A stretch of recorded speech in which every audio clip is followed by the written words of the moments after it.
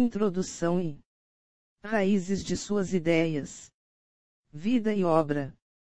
Principais conceitos filosóficos. Pós-fácil. Citações-chave. Cronologia de datas significativas da filosofia. Sobre o autor. Paul Strayer nasceu em Londres em 1940, tendo estudado física, química e matemática no Trinity College, Dublin, antes de se dedicar à filosofia. Escritor profissional, é autor de romances, biografias e livros de história e de viagens. Como professor universitário, ensinou matemática, filosofia e poesia italiana moderna. A série Filósofos em 90 Minutos já se encontra publicada com êxito em 6 países. Introdução e raízes de suas ideias. No início da era cristã, a filosofia adormeceu. Seus cochilos acabaram por produzir o sonho filosófico conhecido como escolástica, que tinha por base Aristóteles e os ensinamentos da Igreja. A filosofia foi rudemente despertada desses devaneios medievais no século XVII pela chegada de Descartes, com a sua declaração cogito, ergo sum, penso, logo existo. Uma era de esclarecimento havia começado, o conhecimento baseava-se na razão. Mas Descartes despertou mais do que os sonolentos eruditos. Também acordou os britânicos, que logo responderam à sua asserção racional, insistindo em que nosso conhecimento não se baseia na razão, mas na experiência. No seu entusiasmo, os empiristas britânicos logo destruíram todo traço de razão, reduzindo a filosofia a uma série de sensações cada vez menores. A filosofia corria o risco de adormecer mais uma vez. Foi então que, em meados do século XVIII, Kant despertou de seu sono dogmático e formulou um sistema filosófico ainda maior do que o que condenará a filosofia à inércia durante a Idade Média. Parecia que a filosofia estava prestes a, de novo, emular Rip Van Winkle. Hegel reagiu a essa situação soporífera construindo para si mesmo um enorme leito sistemático de 4 colunas. Schopenhauer decidiu tentar outro método e jogou um jato da fria filosofia oriental no leito kantiano. Isso provocou o despertar do jovem Nietzsche, que se lançou na rajada fria e passou a proclamar uma ruidosa filosofia que manteria a humanidade acordada por muito tempo. Uma figura do folclore norte-americano, do início do século XIX, representante do típico Yankee preguiçoso. Depois de passar vários anos dormindo, acorda e se depara com um mundo totalmente modificado. Em Vida e Obra. Com Nietzsche a filosofia passou a ser novamente perigosa, dessa vez com uma diferença. Nos séculos anteriores a filosofia fora perigosa para os filósofos, com Nietzsche, torna-se perigosa para todos. Nietzsche terminou louco, o que começou a transparecer no tom de seus últimos escritos. Suas ideias perigosas, porém, começaram a surgir muito antes de ele enlouquecer, e nada tem a ver com insanidade mental clínica. Elas eram o presságio de uma loucura coletiva que teria terríveis consequências na Europa durante a primeira metade do século XX e que agora mostra sintomas nefastos de recidiva nos Balcãs e na Europa Oriental.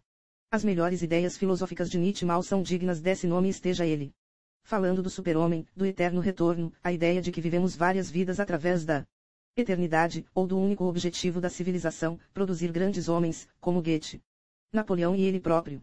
A utilização que ele faz da vontade de potência como uma explicação universal é ou simplista ou sem sentido. Até mesmo o monismo de Freud é mais sutil e o conceito menos específico de Schopenhauer sobre a vontade universal é mais convincente.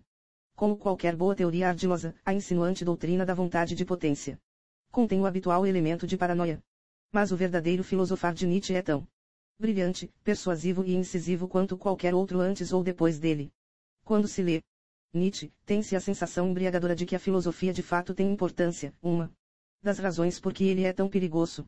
A utilização da vontade de potência como mero instrumento analítico possibilitou-lhe a descoberta de elementos constitutivos das motivações humanas de que poucos tinham suspeitado antes.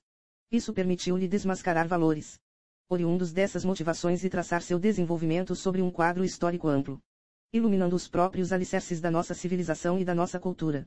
Embora Nietzsche não seja totalmente isento de culpa pelos perigosos disparates proferidos em seu nome, deve-se frisar que a maior parte deles não passa de conceitos travestidos do que ele de fato escreveu. Ele nada sentia além de desprezo pelos proto-fascistas de seu tempo. Os antissemitas o repugnavam e a ideia de uma nação de alemães de raça pura como raça superior teria de certo exercitado ao máximo seu senso de humor, tivesse ele vivido e mantido sua sanidade mental até a década de 30, quando estaria apenas na casa dos 80. Nietzsche não teria certamente permanecido em silêncio a respeito dos grotescos acontecimentos que se desenrolavam em seu país, como fizeram alguns filósofos alemães da época, que se proclamavam seus sucessores. Friedrich Wilhelm Nietzsche nasceu em 15 de outubro de 1844 na Saxônia, então província do cada vez mais poderoso Império da Prússia. Nietzsche descendia de longa linhagem de comerciantes, inclusive chapeleiros e açougueiros, mas seu pai e seu avô eram ambos pastores luteranos. Seu pai era um prussiano patriota que tinha o rei, Frederico Guilherme IV, em alta estima. Quando o primeiro filho de Ludwig Nietzsche nasceu, no dia do aniversário do rei, era óbvio que viria a se chamar Friedrich. Por coincidência extrema e sem sentido, os três morreriam loucos. O primeiro a partir foi Ludwig, falecido em 1849. O diagnóstico foi amolecimento do cérebro e a autópsia aparentemente revelava que um quarto de seu cérebro fora afetado pelo amolecimento.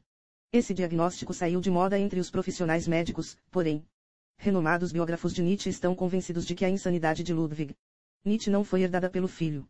Nietzsche foi educado em Naumburg numa casa cheia de mulheres santas que incluíam a mãe, uma irmã mais nova, uma avó materna e duas tias solteiras ligeiramente perturbadas. Isso parece ter influenciado a atitude de Nietzsche em relação a mulheres mais velhas que se enquadrassem na mesma categoria de suas tias solteiras. Aos 13 anos foi para um internato na vizinha Pforta, um estabelecimento de prestígio, equivalente à melhor escola pública inglesa da época, onde recebeu boa educação aliada às barbaridades costumeiras. Nietzsche, produto genuíno de uma criação beata e mimada, tornou-se conhecido como Pastorzinho e teve excelente desempenho. Mas era tão brilhante que não conseguiu evitar pensar por si mesmo. Por volta dos 18 anos começou a colocar em dúvida sua fé. O pensador de visão clara não podia deixar de notar que começava a se sentir deslocado no mundo em que vivia. Como de hábito, essa reflexão parece ter ocorrido em total isolamento. O pensamento de Nietzsche, por toda a sua vida, seria influenciado por poucas pessoas vivas, e não muitos mortos. Aos 19 anos foi para a Universidade de Bonn para estudar teologia e filologia clássica, com o objetivo de se tornar pastor. Seu destino havia sido traçado muito antes pelas santas mulheres, mas ele já experimentava um desejo inconsciente de rebelião, a que se seguiu uma transformação de seu caráter.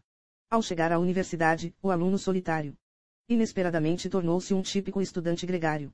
Aderiu a uma congregação influente. Passou a sair para beber com outros rapazes e, à maneira verdadeiramente teutônica, chegou a bater-se em duelo, na forma habitualmente artificial, interrompido tão logo recebeu a cicatriz da honra, um ligeiro corte no nariz, mais tarde infelizmente ocultado pela armação dos óculos. Era apenas uma fase obrigatória. Nesse momento, Nietzsche decidira que Deus está morto. Essa observação, hoje tão estreitamente associada a Nietzsche e à sua filosofia, também fora feita por Hegel cerca de 20 anos antes do nascimento de Nietzsche. Em casa, nas férias, recusou-se a receber a comunhão e anunciou que não seguiria os passos do pai, tornando-se pastor. No ano seguinte decidiu transferir-se para a Universidade de Leipzig, onde iria desistir da teologia e concentrar-se em filologia clássica. Nietzsche chegou a Leipzig em outubro de 1865, no mesmo mês em que completava seu 21º aniversário. Ocorreram então dois fatos que transformariam sua vida. Numa viagem de turismo à colônia, visitou um bordel, inadvertidamente, segundo confessou. Na chegada, pedirá a um carregador que o levasse a um restaurante, mas o carregador levou-o a um bordel. Como o próprio Nietzsche relatou mais tarde a um amigo, de repente me encontrei cercado por meia dúzia de visões vestidas em lantejoulas e gaze, olhando-me fixamente e cheias de expectativa. Por um instante, fiquei sem fala. Depois me dirigi instintivamente para a única coisa que naquele lugar tinha alma, o piano. Toquei alguns acordes, que me livraram de minha paralisia, e fugi. Infelizmente, só temos o depoimento de Nietzsche a respeito desse episódio improvável. Se a visita foi ou não tão acidental ou se ele terminou acariciando apenas as teclas do piano. Ou não, é impossível dizer. A essa altura ele era, quase sem sombra de dúvida, virgem. Era um jovem extremamente impetuoso, tanto quanto inexperiente e gaúcho no que dizia respeito a assuntos mundanos. Embora isso não o tenha impedido de fazer pronunciamentos a esse respeito. Apesar de sua condição sexual, informou compenetradamente a um amigo que necessitava de 3 mulheres para satisfazê-lo. A despeito de tudo isso, tendo a crer na versão de Nietzsche sobre o incidente em Colônia. Em reflexão posterior, porém, Nietzsche deve ter decidido que fora atraído por algo mais que o piano. Voltou ao bordel e quase com certeza visitou alguns estabelecimentos semelhantes quando retornou a Leipzig. Não muito tempo depois, descobriu que estava infectado. O médico que o tratou não lhe teria dito que tinha sífilis, não o faziam naquela época porque era incurável, assim como hoje mentem com arrogância em relação ao câncer. Ainda assim, em consequência desse incidente, Nietzsche parece ter-se em geral abstido de atividades sexuais com mulheres. Mesmo assim, continuou ao longo de sua vida a fazer observações autorreveladoras e embaraçosas sobre elas em sua filosofia. Vai ver uma mulher. Não esqueça de levar o chicote. O segundo incidente determinante em sua vida aconteceu quando ele entrou num sebo e se deparou com um exemplar de O Mundo como Vontade e Representação, de Schopenhauer. Tomei o livro estranho em minhas mãos e comecei a folhear as páginas. Vi-me olhando para um espelho que refletia o mundo, a vida. E minha própria natureza com aterradora grandeza. Aqui eu vi doença e saúde, exílio e refúgio, inferno e paraíso. Em consequência desses assombrosos sentimentos proféticos, Nietzsche tornou-se um Schopenhaueriano. Nessa ocasião, quando não tinha nada em que acreditar, necessitava do pessimismo e do distanciamento de Schopenhauer, que sustentava ser um mundo mera representação, amparado por uma vontade maléfica que a tudo perpassa. Essa vontade é cega e não atenta para as preocupações da humanidade comum, infligindo a seus membros uma vida de sofrimento, enquanto lutam contra a sua manifestação em torno deles, o mundo. A única conduta sensata que nos resta consiste em diminuir o poder da vontade dentro de nós mediante uma vida de renúncia e ascetismo. O pessimismo de Schopenhauer não se adequava totalmente à natureza de Nietzsche, mas ele reconheceu de imediato sua honestidade e sua força. A partir de então, suas ideias positivas teriam de ser primeiro fortes o bastante para ir além desse pessimismo. Mas, acima de tudo, o conceito de Schopenhauer sobre o papel fundamental desempenhado pela vontade se mostraria decisivo e se transformaria finalmente na vontade de potência de Nietzsche. Em 1867 Nietzsche foi convocado para um ano de serviço no exército prussiano.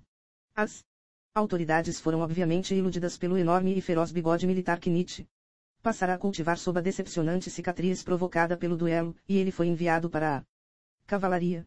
Foi um erro. Nietzsche tinha grande determinação, mas um físico lamentavelmente frágil.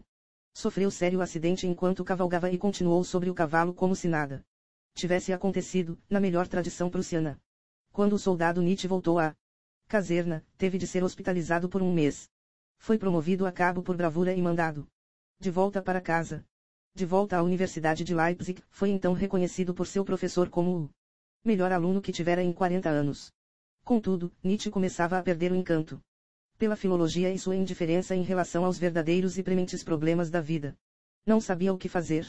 Desesperado, pensou em estudar química ou ir para Paris por um ano, para experimentar o divino cancan e o veneno amarelo, o absinto. Até que um dia conseguiu ser apresentado ao compositor Richard Wagner, que se encontrava em visita secreta à cidade. Wagner fora expulso por atividades revolucionárias 20 anos antes, e o banimento persistia, apesar da transformação de suas posições políticas extremistas da esquerda para a direita. Wagner nascera no mesmo ano do pai de Nietzsche e, segundo os registros da época, guardava com ele impressionante semelhança. Nietzsche tinha grande mas amplamente inconsciente necessidade da figura paterna.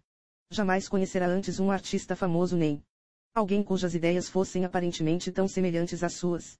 Durante seu breve encontro, Nietzsche descobriu o profundo amor de Wagner por Schopenhauer.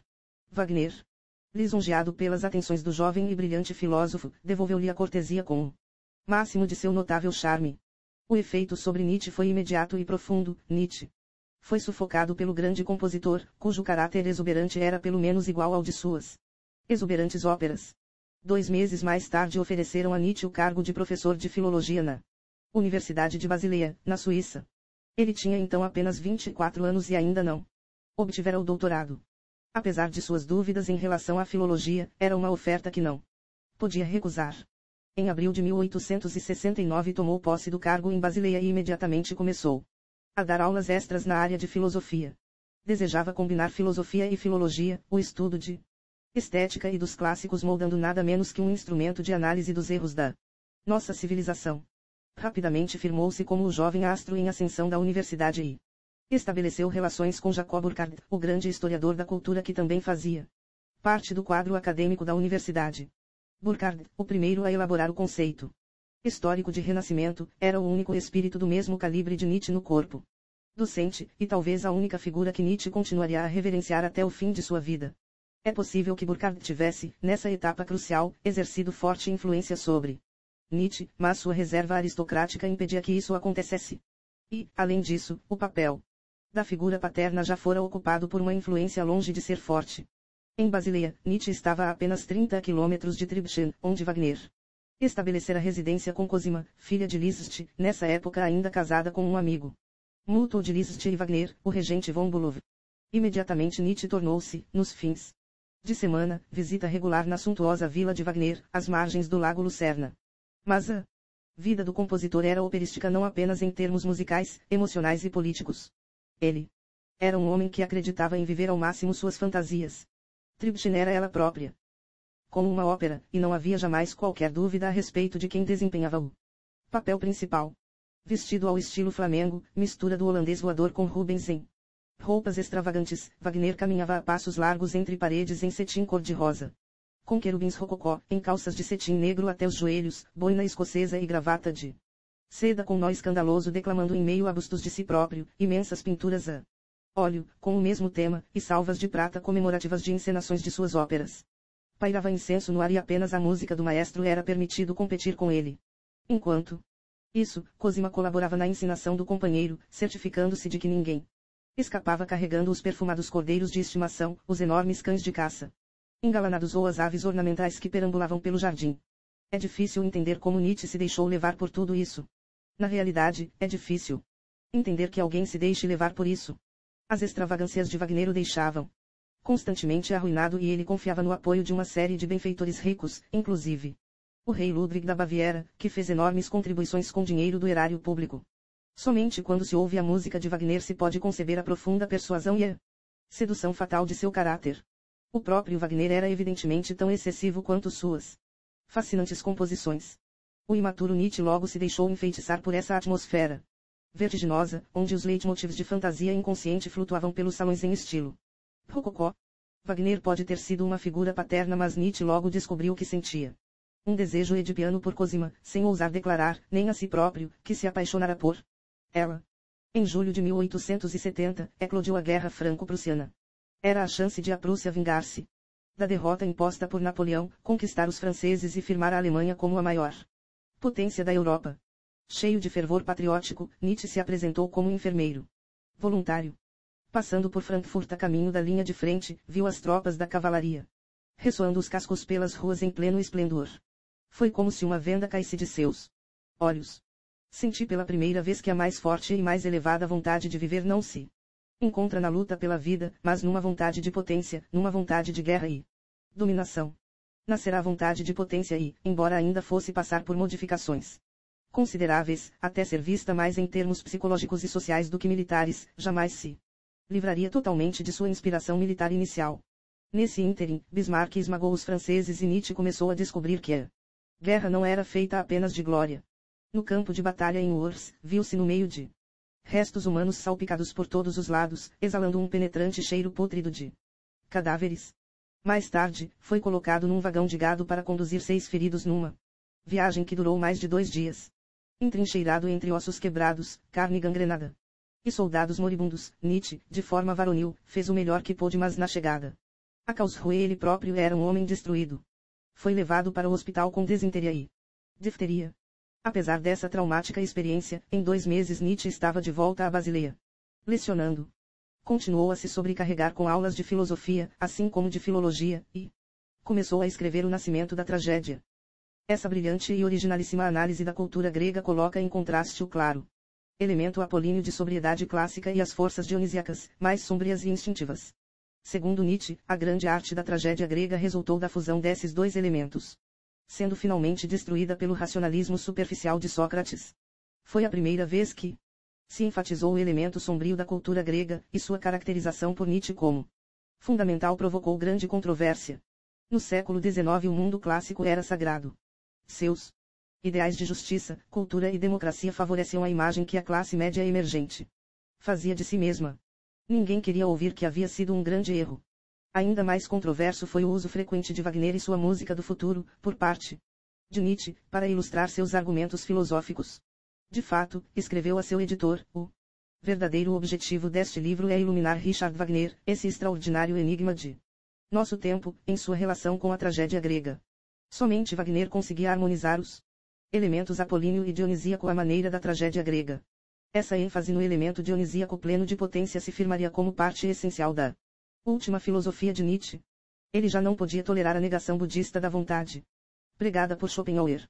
Ao invés disso, opôs o elemento dionisíaco aos elementos cristãos, que considerava terem enfraquecido a civilização. Ele compreendeu que a maioria de nossos impulsos tem dois lados. Mesmo os assim chamados melhores impulsos têm seu lado sombrio ou degenerado. Todo ideal pressupõe amor e ódio, reverência e desprezo. O impulso essencial pode surgir tanto do lado positivo quanto do negativo. Em sua opinião, o cristianismo começara pelo lado negativo, firmando-se no Império Romano como a religião dos oprimidos e dos escravos. Isso em geral se manifestou em sua atitude com relação à vida. Tentou constantemente superar nossos instintos positivos mais poderosos. Essa negação era tanto consciente, na união do ascetismo com a autonegação, quanto inconsciente, com relação à humildade, que ele via como uma expressão inconsciente de ressentimento, uma inversão da agressão por parte dos fracos. Da mesma forma, Nietzsche atacou a compaixão, a repressão dos verdadeiros sentimentos e a sublimação do desejo implícitos no cristianismo em prol de uma ética mais forte e mais próxima das origens instintivas de nossos sentimentos. Deus estava morto, a era cristã terminara. No que exibiu de pior, o século XX provou que estava certo. No que teve de melhor, mostrou que muitos dos melhores elementos cristãos não dependem da crença em Deus. Se continuamos ou não a viver mais coerentes com nossos sentimentos básicos, ainda é discutível. Wagner era um artista supremo, mas não estava preparado para reflexões filosóficas dessa dimensão.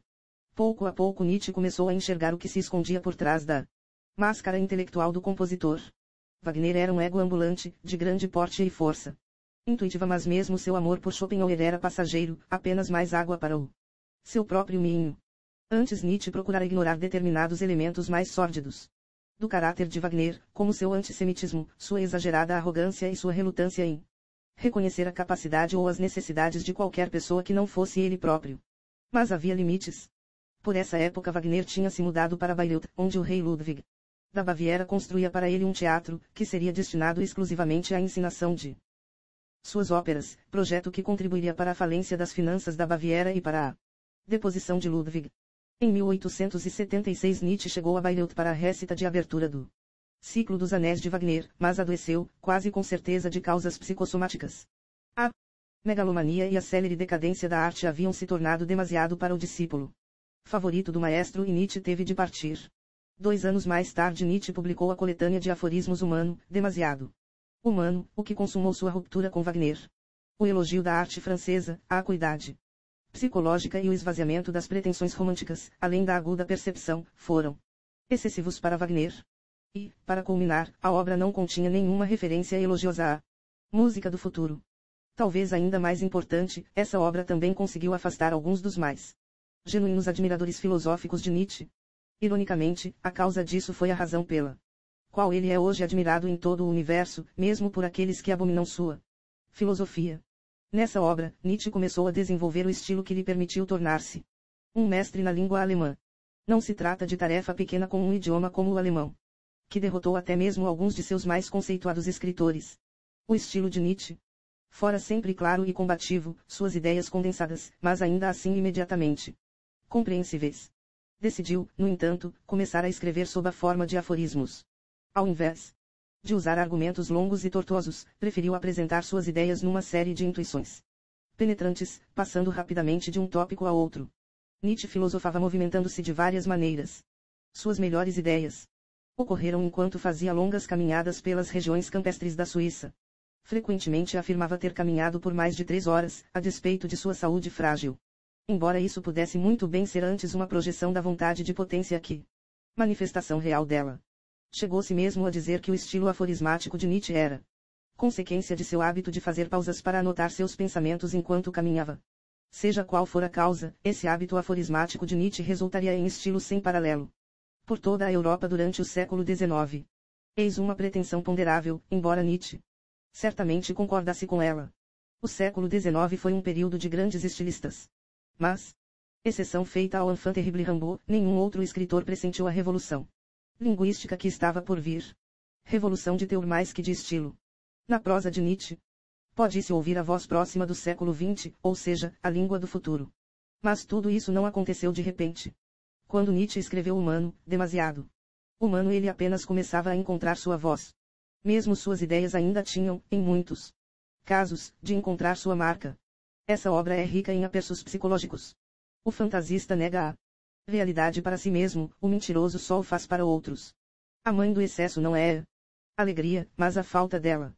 Todos os poetas e escritores enamorados do superlativo desejam fazer mais do que podem. Um dito espirituoso é um epigrama sobre a morte de um sentimento. Mas, no final, tudo se torna excessivo. Seus admiradores achavam que o que ele fazia não era filosofia e estavam certos. Tratava-se de psicologia, e de tal qualidade que, algumas décadas mais tarde, Freud decidiu não continuar a ler Nietzsche receando descobrir não houvesse mais nada a dizer sobre o assunto. Mas a mistura de aforismos e psicologia não constrói uma obra extensa e coerente. Por trás dos aperços psicológicos havia uma linha de argumentação muito tênue conectando os aforismos, o que fez com que sua obra fosse classificada como a sistemática. A obra de Nietzsche jamais perderia esse rótulo, que é injusto. Por seu estilo aforismático, ela pode parecer assistemática, mas suas ideias são tão coerentes e tão bem fundamentadas quanto as que se encontram confinadas dentro de qualquer dos grandes sistemas filosóficos. No entanto, é óbvio que ele era assistemático. A filosofia de Nietzsche antecipava o fim de todos os sistemas. Ou deveria tê-lo feito, mas há sempre alguém querendo tentar. Precisamente nessa época Karl Marx trabalhava com afinco no Museu Britânico a apenas algumas cadeiras de onde me sento agora. A despeito dessas falhas, humano, demasiado humano marca o despontar de Nietzsche como o melhor psicólogo de seu tempo, enorme façanha, caso se considere sua inexperiência social. Nietzsche era em essência um pássaro solitário.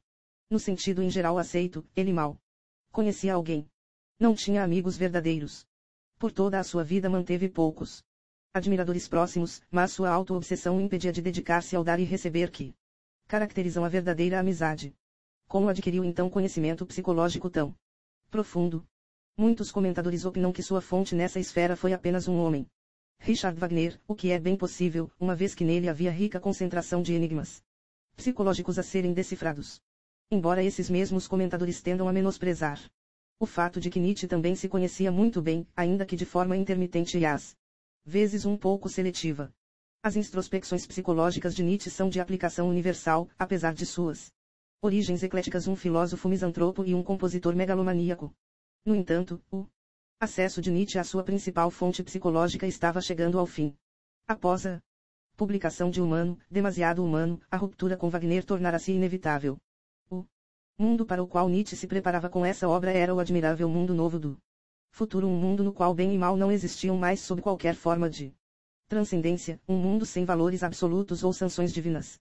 Partindo para o ataque, Nietzsche expusera as motivações subconscientes do cristianismo, a moral de escravo que tentava emascular a vontade de potência. Wagner, nesse meio tempo, estava engajado em seu último trabalho, Parsifal, que marcou o fim de seu envolvimento com Schopenhauer e seu retorno ao abrigo do cristianismo. Seus caminhos se bifurcaram para sempre. Em 1879 Nietzsche foi obrigado a demitir-se de seu cargo em Basileia em virtude de enfermidades contínuas. Por anos sua saúde fora frágil e, nesse momento, era um homem muito doente. Consideram-lhe pequena pensão e aconselharam-no a fixar residência em local de clima mais ameno. Nos 10 anos seguintes, perambulou pela Itália, pelo sul da França e pela Suíça, sempre procurando um clima que aliviasse seu mal-estar. O que havia de errado com ele? Quase tudo. Aparentemente. Sua visão definhara a tal ponto que estava meio cego, o médico o aconselhara a deixar de ler, o que para ele equivalia a deixar de respirar. Sofria de violentas dores de cabeça que o incapacitavam, confinando-o ao leito por dias, e em geral era um poço de indisposições físicas e reclamações. A coleção de medicamentos, elixires, pílulas, túnicos, pós e poções que mantinha sobre a mesa colocam-no em posição única, mesmo entre os grandes filósofos hipocondríacos. E no entanto esse foi o homem que concebeu a ideia de super-homem. O elemento de compensação psicológica presente nessa ideia não deve afastá-la do lugar central que ocupa entre outras ideias suas mais aceitáveis. O super-homem fez sua aparição em Assim Falou Zaratustra, longo poema ditirâmbico, de gravidade e exacerbação quase insuportáveis, cuja extrema falta de humor não é amenizada pelas tentativas de ironia e leveza de chumbo do autor. Como Dostoiévski e Hesse, não é legível senão para os adolescentes, embora a experiência de tal obra nessa idade com frequência possa mudar sua vida. E nem sempre para pior. As ideias tolas são facilmente identificáveis e o restante é um antídoto que desafia muitas noções aceitas, exigindo de cada reflexão profunda e solitária. A filosofia, como tal, é quase negligenciável. Mas as Exortações à filosofia pensar por si mesmo são poderosas, tanto quanto as caracterizações de nossa condição. Existe ainda algo como em cima e embaixo. Não estaremos à deriva. Através do nada infinito. Não estará a noite com certeza sempre mais profunda se fechando em torno de nós. Não necessitaremos lanternas pela manhã. Estamos ainda surdos ao rumor dos coveiros cavando o túmulo de Deus. Não sentimos o mau cheiro da putrefação divina. A coisa mais santa e poderosa do mundo sangrou até a morte sob as nossas facas. Proeza maior jamais foi realizada e, graças a ela, qualquer um que venha depois de nós viverá uma história maior que qualquer outra vivida antes. Quase um século depois, os existencialistas franceses começaram a expressar esses pensamentos em termos menos bombásticos e foram saudados como a vanguarda do pensamento moderno. Em suas intermináveis viagens por spas e balneários de clima ameno, Nietzsche foi apresentado por seu admirador Paul Rey a uma mulher russa de 21 anos chamada Lu. Salomé. Rey e Nietzsche, separadamente e juntos, costumavam levá-la para longos passeios e tentavam encher a cabeça de Lu com suas ideias sobre filosofia. Zaratustra foi apresentado a Lu como o filho que nunca terei, o que foi muito auspicioso para o jovem Zaratustra, não apenas pela atenção que seu nome pudesse ter atraído no recreio da escola. Lu, Nietzsche e Rey envolveram-se então num esquema triangular inconcebível para uma época em que ninguém tinha um pingo de savoir-faire quanto a sexo. De início os três declararam que todos estudariam filosofia e viveriam juntos num menageatrois platônico. Depois, Rey e Nietzsche, separadamente, declararam-se apaixonados por Lu e decidiram propor-lhe casamento. Infelizmente, Nietzsche cometeu o ridículo erro de pedir a Rey que transmitisse a proposta a Lu em seu nome. Isso não invalida a reivindicação de Nietzsche de ter sido o maior psicólogo de seu tempo. A melhor demonstração sobre quem estava de fato no controle dessa situação é oferecida por uma fotografia dos três, tirada num estúdio em Lucerna. Os dois virgens emocionais, com 38 e 33 anos, estão atrelados a uma carroça, na qual se senta a verdadeira virgem de 21 anos, brandindo um chicote. Finalmente, os três acharam-se incapazes de sustentar a grande farsa por mais tempo e se separaram. Nietzsche ficou tão desvairado que escreveu: "Esta noite tomarei ópio suficiente para enlouquecer." Mas por fim decidiu que Lu não merecia ser a mãe ou a irmã do jovem Zaratustra. Lu chegou a ser uma das mulheres mais notáveis de sua época. Após incorporar o sobrenome Andrea Salomé de seu marido de estimação, um professor alemão, exerceria profunda influência sobre duas outras figuras de destaque naquele momento, mantendo um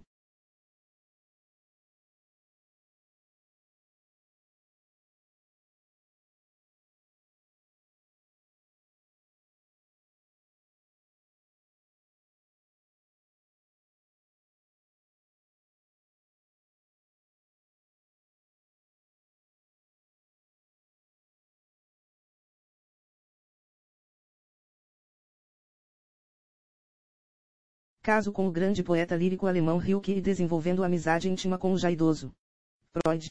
Após hibernar em Nice, Turim, Roma ou Menton, Nietzsche passava os verões a 1500, pequeno e elegante balneário, a apenas 12 quilômetros da estrada para Saint-Moritz, mas ainda se pode ver o quarto simples onde Nietzsche costumava ficar e instalar seu baú de remédios. Ali as montanhas se levantam íngremes das margens do lago em direção ao maciço Bernina, de 4.000 metros de altitude, coberto de neve, que marca a fronteira com a Itália. Atrás da casa, pode-se enveredar pelas trilhas remotas subindo a encosta da montanha, por onde Nietzsche costumava caminhar, e refletir sobre sua filosofia, fazendo pausas para anotar suas conclusões em seus cadernos ao lado de um solitário rochedo escarpado ou uma corrente espumante. Parte da atmosfera dessa região, os picos remotos, as vistas ondulantes, o sentido de grandeza isolada penetra o tom de seus escritos. Quando se vê onde Nietzsche desenvolveu grande parte de suas reflexões, alguns de seus pecados e virtudes tornam-se mais compreensíveis. Na maior parte do tempo, Nietzsche levava uma vida de extremo isolamento, alugando quartos baratos, trabalhando sem parar e comendo em restaurantes de preços módicos ao mesmo tempo que medicava, da melhor maneira possível, suas alucinantes dores de cabeça e as doenças que o debilitavam. Não era incomum que passasse noites inteiras com ânsia de vômito e se sentisse inválido por 3 ou 4 dias da semana. Além disso, esse estado de coisas rapidamente se tornou permanente. No entanto, a cada ano produzia um livro de admirável qualidade. Obras como Aurora, a Gaia Ciência e Além do Bem e do Mal contêm críticas soberbas da civilização ocidental, de seus valores e sua psicologia, bem como de seus dilemas. Seu estilo permanece claro e expressa um mínimo de ideias incoerentes. Pode não ter sido filosofia sistemática, mas era com certeza um filosofar do mais alto nível. Muitos, na realidade, a maioria, dos valores fundamentais do homem e da civilização ocidentais foram testados e considerados deficientes. Conforme ele mesmo manifestou em suas anotações inéditas, o cristianismo chega ao fim destruído por sua própria moralidade, que não pode ser substituída, uma moralidade que acaba por se ver obrigada a negar até mesmo a existência do seu próprio Deus. O senso de veracidade, desenvolvido ao máximo pelo cristianismo, deixa-se contaminar pelas falsidades e pela desonestidade de todas as interpretações cristãs do mundo e da história. Salta de Deus é a verdade para tudo é falso. Ponto. Nunca houve melhor trabalho de demolição, embora boa parte do trabalho de demolição puramente filosófica já tivesse sido feito havia mais de um século por um. Mas era necessário fazê-lo mais uma vez por conta do ressurgimento dos sistemas metafísicos alemães. Durante a década de 1880, Nietzsche continuou a trabalhar solitariamente, desconhecido e não lido, pressionando-se de maneira cada vez mais cruel à medida que considerava sua solidão extrema e sua falta de reconhecimento cada vez mais insuportáveis. Em 1888, o erudito judeu dinamarquês Georg Brandes começou a fazer palestras sobre a filosofia de Nietzsche na Universidade de Copenhague. Infelizmente, já era tarde. Em 1888 concluiu nada menos que 4 livros, e a loucura começou a aparecer. Ele era um grande espírito e sabia disso, era imperativo que o mundo o soubesse também. Em Et Homo ele descreve assim: falou Zaratustra como o mais elevado e mais profundo livro existente, declaração que chega aos limites dos altímetros críticos, assim como da ingenuidade. Como se isso não bastasse, seguem-se capítulos intitulados Porque sou tão sábio, porque escrevo tão bons livros e porque sou um destino, nos quais dá conselhos a respeito do álcool, endossa o cacau sem gordura e elogia seus hábitos intestinais. O estilo bombástico e a autoabsorção de Zaratustra reapareciam com uma vingança à mania. Em janeiro de 1889 chegou o fim. Teve um desmaio enquanto caminhava pela rua em Turim e, em lágrimas, lançou os braços ao redor do pescoço de um cavalo que acabara de ser chicoteado pelo condutor de uma carruagem. Nietzsche foi levado a seu quarto, onde escreveu cartões postais para Cosima Wagner: eu te amo, Ariadne, para o rei da Itália, meu querido Humberto, estou mandando fuzilar todos os antissemitas, e para Jacob Burckhardt. Assinando Dioniso. Burckhardt entendeu o que acontecia e passou o cartão a um dos admiradores mais próximos de Nietzsche, que foi imediatamente recolhê-lo. Nietzsche estava então clinicamente louco e jamais se recuperaria. Quase com certeza sua doença teria sido incurável mesmo hoje. Foi provocada por excesso de trabalho, solidão e sofrimento, mas a causa principal foi sífilis, já em estágio terciário, que aparentemente acarreta paralisia mental. Após curto período em um asilo, Nietzsche foi liberado e entregue aos cuidados da mãe. Era inofensivo agora, boa parte do tempo em estado catatônico, que o reduzia à condição quase vegetal. Em seus momentos mais lúcidos, parecia ter vaga ideia de sua vida passada. Quando lhe davam um livro, observava, não escrevia eu também bons livros. Após a morte da mãe, em 1897, foi cuidado por sua irmã Elizabeth Forster Nietzsche. Era a última pessoa que deveria ter sido encarregada dessa tarefa. Irmã mais nova de Nietzsche. Elizabeth era casada com Bernard Forster, professor fracassado que se tornara notório antissemita. Nietzsche o desprezava tanto como homem quanto por suas ideias. Forster tinha organizado uma colônia da raça ariana chamada Nueva Germania, no Paraguai, utilizando pequenos fazendeiros pobres da Saxônia. Os remanescentes da Nueva Germania ainda existem no Paraguai, onde a raça superior vive hoje em geral nas mesmas condições dos índios locais, virtualmente sem distinção, exceto pelos cabelos louros. Ao voltar à Alemanha para cuidar do irmão louco, Elizabeth decidiu transformá-lo numa grande figura. Levou-o para Weimar, por conta de suas elevadas associações culturais com Goethe e Schiller, a fim de organizar um arquivo Nietzsche. Em seguida, começou a adulterar as anotações inéditas do irmão, inserindo nelas ideias antissemitas e observações elogiosas sobre si própria. Essas anotações foram publicadas com o título de Vontade de Potência, texto desde então depurado de todo esse lixo pelo grande especialista nietzschiano Walter Kaufmann, para chegar ao que é incontestavelmente a maior obra de Nietzsche. Ele começa por declarar a condição da era vindoura, o ceticismo acerca da moralidade. É decisivo. O fim da interpretação moral do mundo, não mais sancionada depois de ter tentado escapar para além do limite metafísico, conduz ao niilismo. Tudo carece de sentido, a impossibilidade de defesa da interpretação cristã do mundo, na qual se investiu enorme parcela de energia, desperta a suspeita de que todas as interpretações do mundo são falsas. Ponto. Isso parece tornar a filosofia como um todo supérflua, mas Nietzsche continua, agora de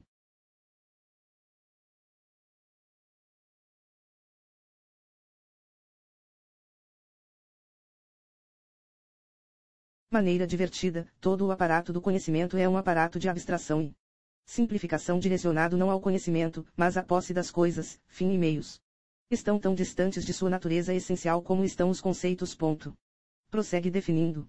Nosso conhecimento, todos os nossos órgãos do conhecimento e nossos sentidos são desenvolvidos tão somente como meios de preservação e crescimento. Na razão e em suas categorias, na dialética, a valorização da lógica, portanto, somente comprova sua utilidade para a vida, comprovada pela experiência, não que alguma coisa seja verdadeira. Suas observações psicológicas permanecem perspicazes como sempre, só que agora conduzem de aperços a intuições fundamentais e perigosas. O prazer surge quando há o sentimento de potência. A felicidade repousa na consciência triunfante de potência e vitória. O progresso se baseia no fortalecimento da espécie, na aptidão para o uso enérgico da vontade. Todo o resto é um perigoso mal-entendido. Nietzsche finalmente chegou ao século XX, cuja natureza ele previra tão bem. Pequena e patética figura pálida com enorme bigode militar, com pouca ou nenhuma ideia de quem era ou de onde estava, terminou morrendo a 25 de agosto de 1900. Nesse momento, suas obras começavam a conquistar a aclamação que aguardara por toda a sua vida, e sua fama rapidamente se difundiu. Principais conceitos filosóficos. A filosofia de Nietzsche foi escrita principalmente sob a forma de aforismos, e não é metódica. Sua atitude permanece, em geral, coerente, mas seu pensamento se desenvolve constantemente em diferentes direções. Isso significa que ele parece se contradizer ou se abrir a interpretações conflitantes. Sua filosofia é feita de intuições penetrantes e não constitui um sistema. No entanto, certas palavras e conceitos são bastante recorrentes em sua obra e neles se percebem os elementos de um sistema. A vontade de potência. Este é o principal conceito da filosofia de Nietzsche. Ele o desenvolveu a partir de duas fontes principais, Schopenhauer e os gregos antigos. Schopenhauer adotara a ideia oriental de que o universo era guiado por uma grande força cega. Nietzsche reconheceu a força dessa ideia e a adaptou a termos humanos. Em seus estudos sobre os gregos antigos, descobriu que a força condutora de sua civilização era antes a busca de poder que de algo útil ou de benefício imediato. Nietzsche concluiu que a humanidade era impelida por uma vontade de potência. O impulso básico de todos os nossos atos poderiam ser rastreados a partir dessa fonte única. Com frequência esse impulso se transformava em relação à sua expressão inicial, chegava a se perverter, mas estava sempre presente. O cristianismo surgiu para pregar exatamente o oposto, com as ideias de humildade, amor fraterno e compaixão. Mas, na realidade, não passava de uma perversão sutil da vontade de potência. O cristianismo era uma religião oriunda da escravidão na era romana e jamais perdeu sua mentalidade de escravo. Essa era a vontade de potência dos escravos, ao invés da mais legítima vontade de potência dos poderosos. A vontade de potência de Nietzsche provou ser ferramenta de grande utilidade para ele. Quando começou a analisar a motivação humana, atos que anteriormente pareciam nobres, ou louváveis, revelavam-se agora decadentes ou doentios. Mas Nietzsche deixou de responder a duas objeções principais. Se a vontade de potência era o único instrumento de medida, como podiam os atos que em aparência não seguiam suas injunções imediatas ser outra coisa que não o mal?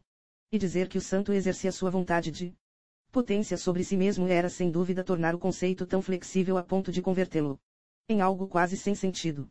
Em segundo lugar, sua noção da vontade de potência era circular. Se a tentativa de Nietzsche de compreender o universo se inspirava na vontade de potência, certamente o conceito de vontade de potência se inspirava na tentativa de Nietzsche de compreender o universo. Mas a última palavra sobre esse conceito penetrante porém perigoso permaneceria com Nietzsche. A forma desse desejo de potência se modificou ao longo dos séculos, mas sua fonte é ainda o mesmo vulcão. O que antes fazíamos por amor a Deus fazemos agora por amor ao dinheiro. É isso que no momento confere a mais elevada sensação de potência. O eterno retorno. Segundo Nietzsche, deveríamos agir como se a vida que vivemos continuasse a se repetir para sempre. Cada momento vivido terá de ser revivido repetidas vezes até a eternidade. Essa é em essência uma fábula de moral metafísica, mas Nietzsche insistiu em tratá-la como se nela acreditasse. Ele a descreveu como sua fórmula para a grandeza de um ser humano. Essa ênfase suprema e incrivelmente romântica sobre a importância do momento pretende ser uma exortação a que vivamos nossas vidas ao máximo. Como ideia poética passageira, tem alguma força. Como ideia filosófica ou moral, é essencialmente superficial. Não resiste à reflexão. O clichê, viva a vida ao máximo, pelo menos significa alguma coisa, embora vaga. A ideia do eterno retorno, quando bem examinada, torna-se sem sentido. Temos a lembrança dessas vidas recorrentes. Se tivéssemos, certamente faríamos mudanças. Se não temos, elas são irrelevantes. Mesmo uma imagem poética sedutora, e esta o deve ser mais substancial se pretende ser considerada mais do que mera poesia e usada como um princípio. Como pretendia Nietzsche. O super-homem. O super-homem de Nietzsche não tinha absolutamente nada a ver com a figura de capa que voa pelos céus das histórias em quadrinhos americanas. Talvez tivesse sido melhor se o herói de Nietzsche tivesse adotado alguns dos valores de seu homônimo das revistas Clark Kent, pelo menos tinha uma moral ingênua, que tentava impor num mundo rude e veloz, de bandidos e mocinhos. O super-homem de Nietzsche não tinha afinidade com assuntos constrangedores. Como moral, sua única moral era a vontade de potência.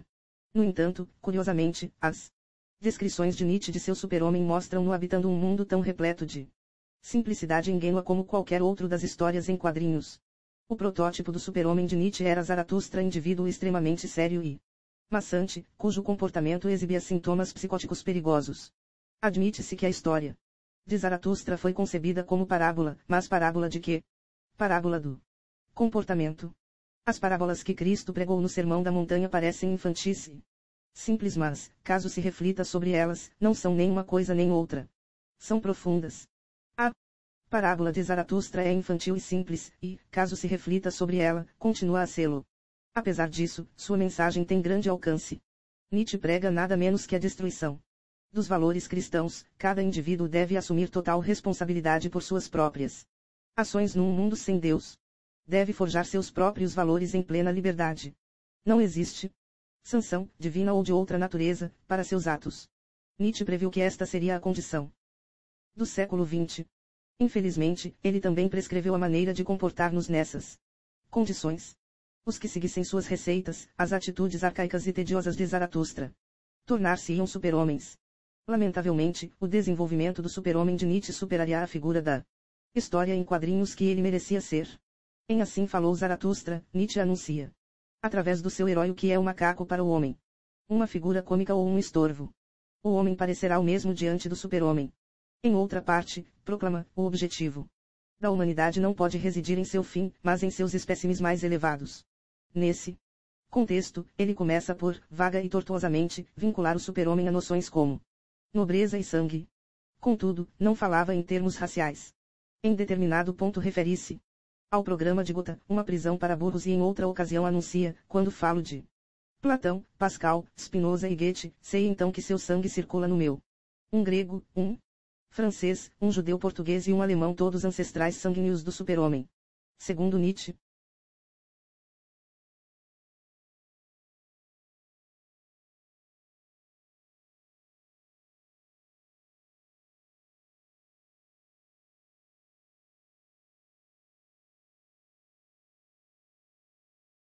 Nietzsche sofreu duas mortes.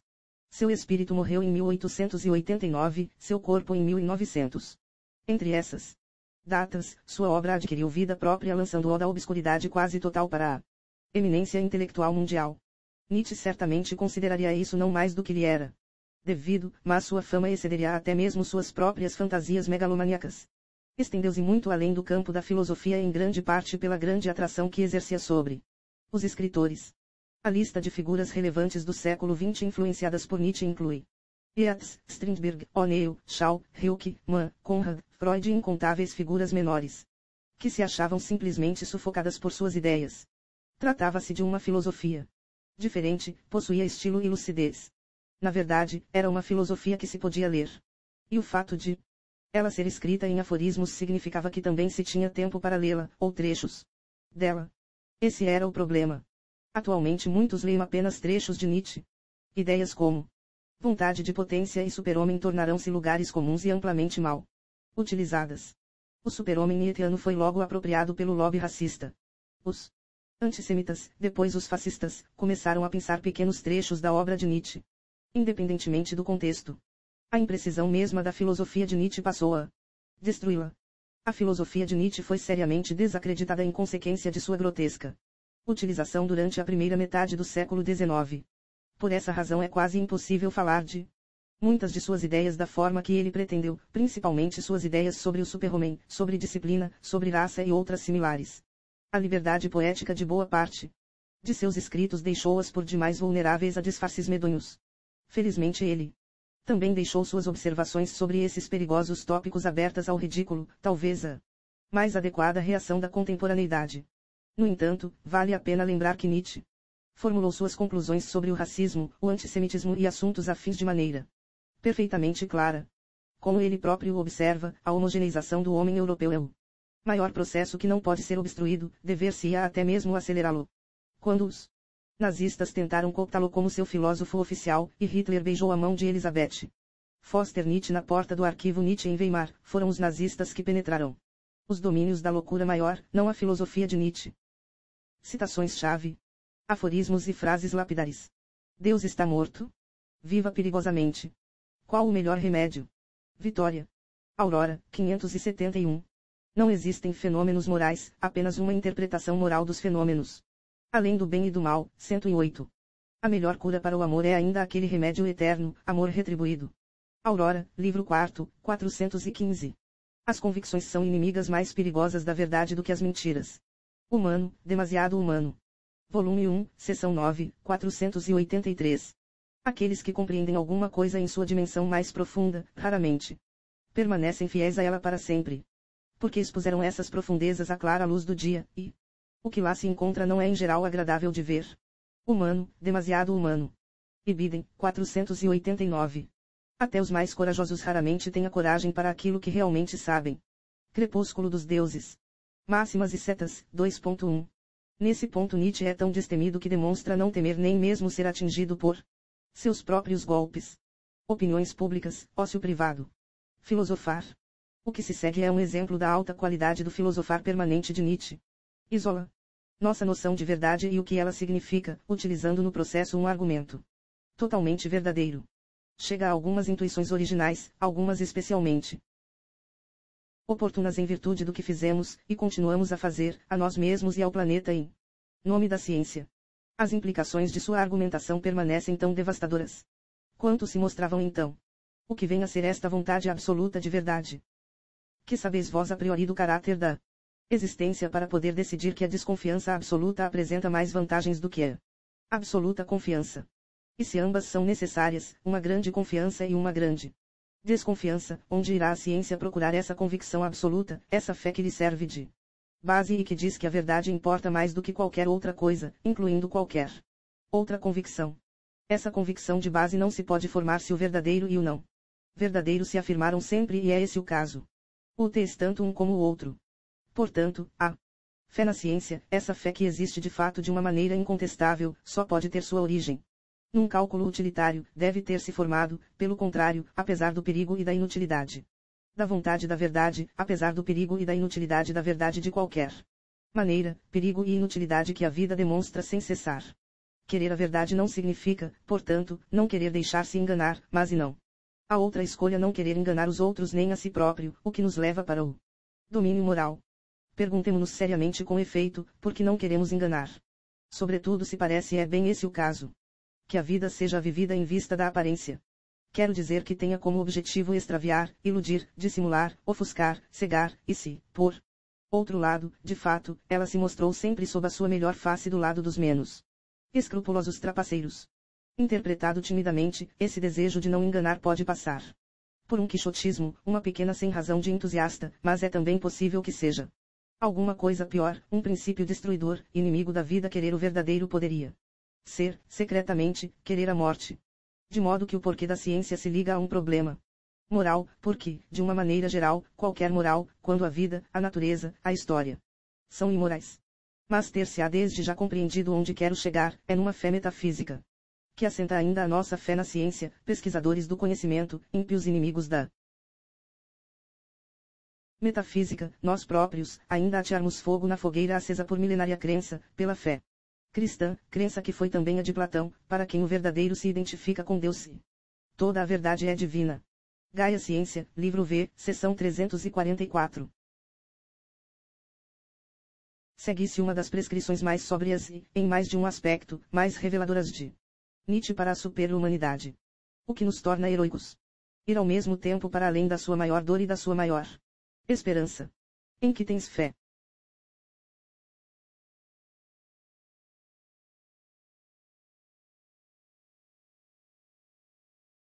Nisto, em que é necessário determinar de novo o peso de todas as coisas.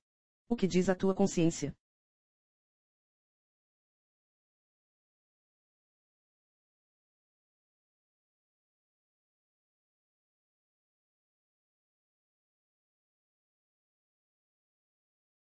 Deves transformar-te no homem que és.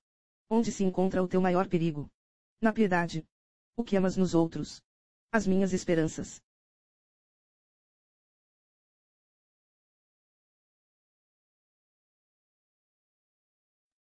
Aquele que quer envergonhar sempre. Que encontras de mais humano? Poupar a vergonha a alguém. Qual é a marca da liberdade realizada não mais corar de si próprio? A Gaia Ciência, livro 3º. 268 e 75. Pensar perigosamente. De tudo o que se escreve, aprecio somente o que alguém escreve com seu próprio sangue. Escreve com sangue, e aprenderás que o sangue é espírito. Quero ter duendes a meu redor, porque sou corajoso. A coragem que afugenta os fantasmas. Cria seus próprios duendes, a coragem quer rir. Eu já não sinto do mesmo modo que vós, essa nuvem que vejo debaixo de mim, essa coisa negra e pesada é, justamente, a vossa nuvem de temporal. Vós olhais para cima, quando aspirais a elevar-vos. E eu olho para baixo, porque já me elevei. Quem de vós pode, ao mesmo tempo, rir e sentir-se elevado? Aquele que sobe ao monte mais alto, esse ri-se de todas as tragédias, falsas ou verdadeiras.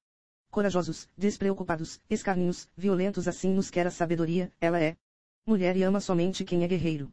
Assim falou Zaratustra, e do ler e escrever. O homem é mau, assim falaram, para meu consolo, todos os sábios. Oxalá isso fosse verdade ainda hoje. Pois o mal é a melhor força do homem. O homem deve tornar-se melhor e pior, isto ensino eu. O pior que tudo é necessário para o maior bem do super-homem. Sofrer e tomar sobre si os pecados do homem talvez fosse bom para aquele pregador do povinho. Eu, porém, me rejubilo com o grande pecado como a minha grande consolação. Assim falou Zaratustra, v. Do homem superior, 5. O super-homem Zaratustra canta as alegrias do ardor solitário e a perspectiva de ser capaz de fazer tudo de novo. O anel do retorno refere-se à doutrina do eterno retorno de Nietzsche, que propõe que nossas vidas se repetem eternamente.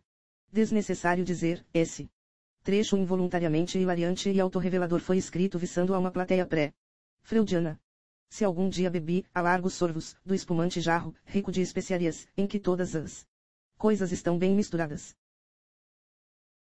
Se minha mão, algum dia, deitou o mais distante no mais próximo e fogo no espírito e prazer na dor e o que há de mais malvado no que há de mais bondoso.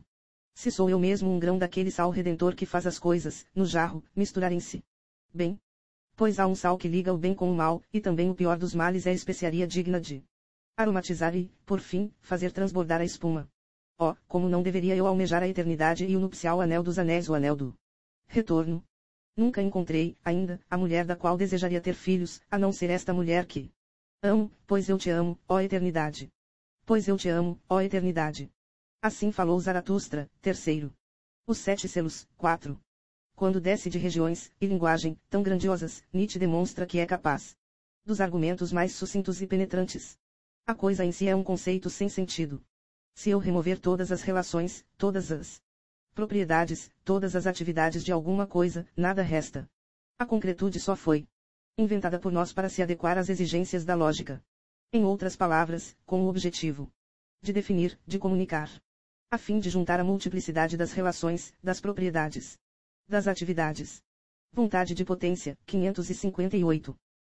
Verdade, segundo minha maneira de pensar, não significa necessariamente a antítese do erro, porém nos casos mais fundamentais apenas a postura de vários erros em relação uns com os outros. Talvez um seja mais antigo, mais profundo que outro, inextirpável até, na medida em que a entidade orgânica das nossas espécies não poderia viver sem ele. Outros erros não nos tiranizam dessa forma como condições de vida, mas ao contrário, quando comparados a esses tiranos, podem ser isolados e refutados. Uma hipótese irrefutável porque deveria por essa razão ser verdadeira. Essa proposição pode perfeitamente insultar os lógicos, que colocam as suas limitações como as limitações das coisas. Mas há muito tempo declarei guerra a esse otimismo dos lógicos. Vontade de potência, 535. Surpreendentemente, tendo em vista seus ataques ao cristianismo, Nietzsche também afirma: a continuação do ideal cristão é altamente desejável mesmo para aqueles ideais que querem se colocar ao lado dele e talvez acima dele. Eles precisam de oponentes fortes, se pretenderem tornar-se fortes. Vontade de potência, 361. Cronologia de datas significativas da filosofia. Século VI. Antes de Cristo. Início da filosofia ocidental com Tales de Mileto. Fim do século VI. Antes de Cristo. Morte de Pitágoras. 399. Antes de Cristo. Sócrates condenado à morte em Atenas. C. 387. Antes de Cristo. Platão funda a Academia em Atenas, a primeira universidade. 335. Antes de Cristo. Aristóteles funda o Liceu em Atenas, escola rival da Academia. 324. Depois de Cristo. O imperador Constantino muda a capital do Império Romano para Bizâncio. 400. Depois de Cristo. Santo Agostinho escreve as Confissões. A filosofia é absorvida pela teologia cristã. 410. Depois de Cristo. Roma é saqueada pelos visigodos. 529. Depois de Cristo. O fechamento da Academia em Atenas, pelo imperador Justiniano, marca o fim da era greco-romana e o início da Idade das Trevas. Meados do século XIII. Tomás de Aquino escreve seus comentários sobre Aristóteles. Era da Escolástica. 1453 Queda de Bizâncio para os turcos, fim do Império Bizantino. 1492 Colombo chega à América. Renascimento em Florença e renovação do interesse pela aprendizagem do grego. 1543 Copérnico publica De Revolutionibus Orbium Caelestium, sobre as revoluções dos orbes celestes, provando matematicamente que a Terra gira em torno do Sol. 1633 Galileu é forçado pela Igreja a abjurar a teoria heliocêntrica do universo. 1641 Descartes publica As Meditações, início da filosofia moderna. 1677 A morte de Spinoza permite a publicação da Ética. 1687 Newton publica Os Principia, introduzindo o conceito de gravidade. 1689 Locke publica o ensaio sobre o entendimento humano. Início do empirismo. 1710 Berkeley publica Os Princípios do Conhecimento Humano, levando o empirismo a novos extremos.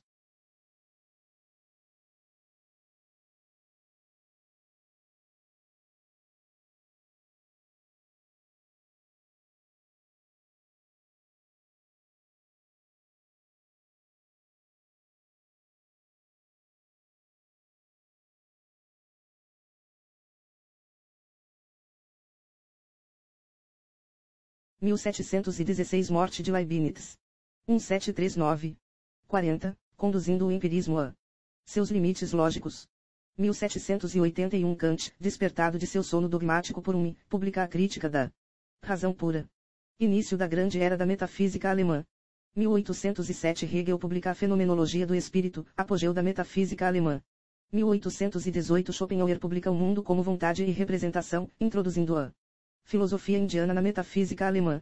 1889 Nietzsche, após declarar que Deus está morto, sucumbe à loucura em Turim. 1921 Wittgenstein publica o Tratatus Lógico-Filosóficos, advogando a solução final para os problemas da filosofia. Década de 1920. O Círculo de Viena apresenta o positivismo lógico. 1927 Heidegger publica Seinsicht, Ser e Tempo, anunciando a ruptura entre a filosofia analítica e a continental. 1943 Sartre publica Eliot e Elinean, O Ser e o Nada, avançando no pensamento de Heidegger e instigando o surgimento do existencialismo. 1953 Publicação póstuma de Investigações Filosóficas, de Wittgenstein. Auge da análise linguística. CINTSTAS. Em 90 minutos. Por Paul Strayern. Arquimedes e a alavanca em 90